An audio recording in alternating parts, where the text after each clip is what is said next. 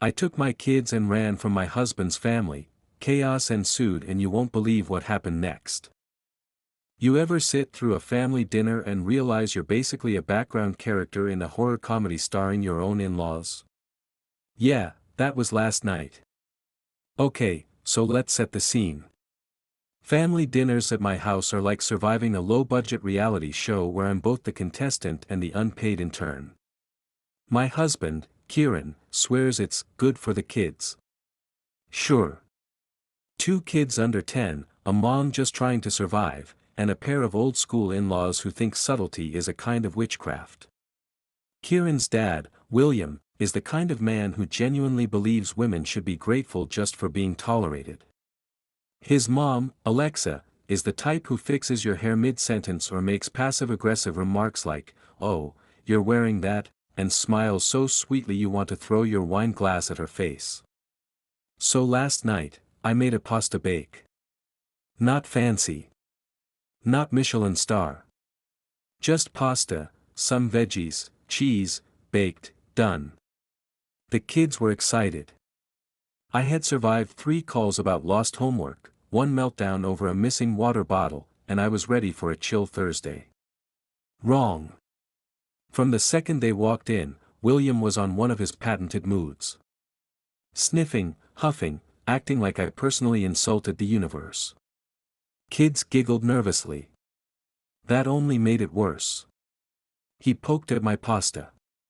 "This the best you can do?" he asked, like I was trying to poison him with zucchini. Then Kieran, my husband, my supposed partner, chimed in. With a smirk. With a sharp, unnecessary smirk. Maybe if I put half as much effort into the marriage as I do feeling sorry for myself, we'd have a decent meal. In front of everyone.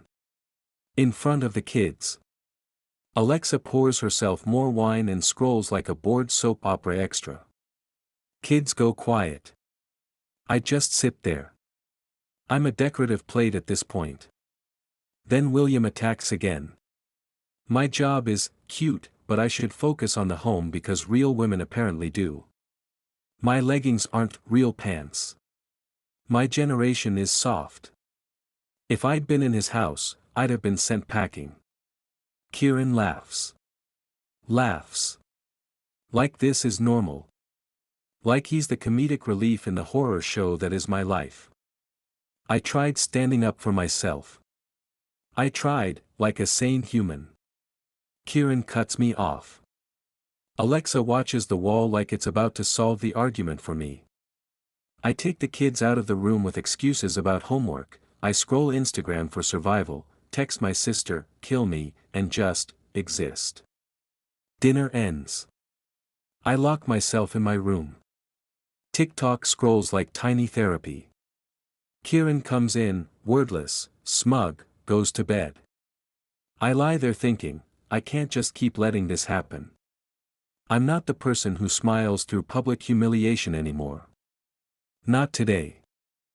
So last night, I officially decided that my husband, Kieran, and his ancient, judgmental parents are not just annoying, they're a full-on life-sucking vortex. And I'm done feeding it. I said, he's under pressure from what? Sitting there at the table while his dad trashes his wife like she's a failed science experiment, Alexa looks uncomfortable, fiddling with her purse zipper. She goes, "You know, William just wants what's best for Kieran." Me, what about what's best for me or the kids? Her, silence. Her follow-up, "You're not like the women in our family. You don't just do what needs to be done." Me, maybe that's the problem. Door slam. Kieran. Ghost mode. Goes to the fridge, grabs a beer, parks in front of the TV. Kids disappear into tablet land, volume dangerously high, but I don't care. I just sit at the dining table, scrolling through old photos, wondering when I became a background character in my own life. Next morning, epiphany, I'm done being default house manager. Laundry? Not done. Socks under the couch? Still there. Dishwasher? Forget it. Kieran asks about his blue shirt. Me, try the laundry basket. He glares like I just spat in his oat milk. Kids notice the shift. Daughter wants pancakes. Me, sure, if you want to help make them. She does. Bingo, parenting win. Alexa texts later, you can't just stop doing things because you're upset. Me, ignore. Throughout the week, I realize exactly how much I actually do around here. Spoiler, literally nothing functions unless I do it. I start taking photos of groceries, receipts, laundry piles, calendars, appointments, all of it. Not to prove anything to anyone. Just to remind myself, I am the engine, and this household is a car with no gas if I stop fueling it. Kieran sees me documenting and asks what I'm doing. Me, just documenting. Him, you're so dramatic. Me, internally screaming. By week's end, vibe shift. Kids start asking questions. My mom calls. I tell her the truth, not great, but I'm figuring it out. Tara finds me a spare room if I need to escape. I say maybe soon. Thursday hits. Kieran storms in, slams the door, sees a mess, aka life, loses it. Is this how we live now? Garbage everywhere. Me, it's a puzzle, not garbage. Shoves puzzle off table. Daughter cries. Me, get out. Him, this is my house. Me, not for long. I start packing overnight bags. Kieran tries grabbing my arm. I slap it away. Don't touch me. Him, you're blowing up this family over a stupid dinner. Me, no. I'm blowing it up because you treat me like trash and let your parents do it, too. Him, this is all in your head. Me, pulls out phone folder, full of receipts, photos, calendars, proof of everything I do. Him, glances at it for 2 seconds, tosses phone on couch. I go to the kids' room. Pack bags. Me, we're going to grandma's for a bit. Daughter, is daddy coming? Me, not right now. Son, is this because of the puzzle? Me, no, it's not your fault.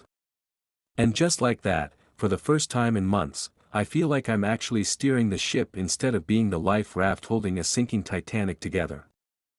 If you've ever wondered what it feels like to vanish with your kids for 3 days and watch the universe freak out, strap in. As I was leaving, Kieran tried to block the door. I shoved past him. He yelled, "You'll regret this." I said, "We'll see." 3 hours in the car. Kids fell asleep halfway. I just listened to music and tried not to think about what I'd just done. When we got to my mom's, she hugged me for what felt like a full season of therapy, made up the guest room, and let me rant for an hour straight. "You don't have to go back if you don't want to," she said. And I didn't. The next day, Kieran started blowing up my phone, calls, texts, voicemails. Everything from, "Come home," to, "You're ruining everything," to, "I'll change, just come back." I ignored him. Then Alexa jumped in. Text after text about tearing the family apart, how William was beside himself. My mom's house phone rang. It was William. Who even knew he still had that number? He left a message calling me a disgrace, saying he always knew I'd do something like this. My mom listened, shook her head, and unplugged it. Weekend breathing officially commenced. We went to the park, made pancakes, watched movies, let the kids stay up late. For the first time in months, I could actually breathe without judgment hovering over me like an overzealous drone. Monday. Kieran tried guilt-tripping again, "The kids need their dad. You're being unfair. You're making a scene." Me, sends picture of the calendar, filled with every appointment he never showed up to. See? You can come see them if you want, but not at my mom's. Him, you can't keep me from my kids. Me, try me. Mom, stay as long as you want. Me, texts Tara, is that spare room still available? Tara, yes. Then came the final straw. Kieran somehow got a hold of my daughter's old tablet, the one she barely uses, and texted, "Tell mommy to call daddy." My daughter, do I have to? Me, no, you don't have to do anything that makes you uncomfortable. I'm out. Done. Peace, pancakes, and sanity over walking on eggshells every day. I haven't fully blocked him yet. Kids deserve a dad if he can behave, but I'm not making it easy.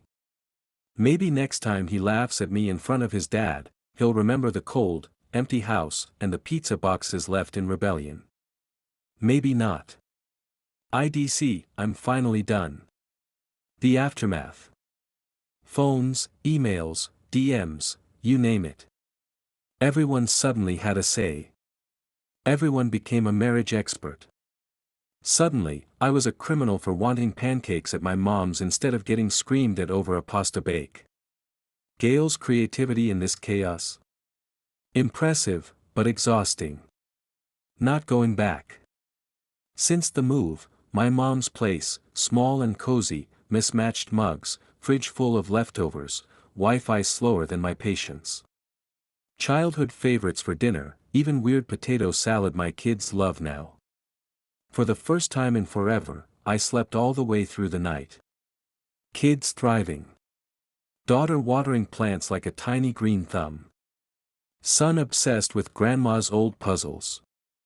Not one mention of Kieran, except to ask if they could bring their favorite stuffed animals next time. The phone saga. Kieran, calls, texts, voicemails, even emails. Started sweet, then got angry, then guilt-trippy, then nostalgic. Sent memory screenshots trying to manipulate me into forgetting his words. I muted him. Alexa, 12 consecutive texts lecturing about family, kids, and my attitude problem. Calls went to voicemail. Landline attempt. Nope. Mom answered, "Talk to your son, not my daughter." Hang up. William, left a voicemail that could have been a novella, "You never respected our family. You made Kieran weak. You're the reason everything's falling apart. You're a burden." Mom deleted it. She said, "Some people never change." Tara has been checking in. Offering coffee, donuts, even driveway sit-ins for emotional support. She gets it. Kieran escalated, tried to involve my dad, painting me as a runaway teenager. "Dad, I'm glad you're somewhere safe. Let me know if you need anything." Huge. My dad rarely says serious things without a meme attached. No one asked how I was doing. No one asked if the kids were happy. All about them. All about their comfort, their peace, their image. Watching Kieran scramble to manage what I took for granted, the kids, appointments, groceries, towels, trash, was the ultimate vindication. He texts, "I give info only when necessary, otherwise, figure it out." Alexa guilt trips again, William is losing sleep over his family falling apart. Me, maybe he should have thought about that before calling me a burden in my own kitchen. Her, "You're being petty." Me, maybe. Her, "You'll regret this." Me, not as much as I'd regret staying. Money stuff got weird. Kieran suddenly notices bills, groceries, logistics he never saw. He calls for mortgage money. Me, "You live there. The kids are with me. You figure it out." Mom, high five. Kids haven't asked about him much. Daughter called him once, 5 minutes. Then back to grandma's puzzle. William tried one last time, showed up at my mom's door. Mom met him on the porch. "William, you're tearing this family apart." Mom, "Then maybe you should have treated her like family." Red-faced stomped back to car. I watched. Felt nothing. School asked about the kids. I said we're fine. Honest. Counselor offered help. First time anyone asked what I needed, not what was easiest for them. Almost cried. Bottom line. I'm not moving back. Not pretending. Not apologizing. Phones ring, texts come, emails arrive, memories sent. Kieran hasn't come to my mom's to see the kids yet. I'm muting, filtering, protecting my peace. Life now, practical chaos, yes. But it's mine. The kids are thriving. I sleep through the night. I eat pancakes without judgment. And for the first time in years, I'm not a ghost in my own house. Kieran keeps trying. I mute. I give kids access safely. I don't bend for guilt. I don't crumble under expectation. I finally get to breathe, choose, live. And that's it. For now, this is real life, messy, imperfect, and mine. If anything wild happens, I'll update. But for now, pancakes, puzzles, and peace.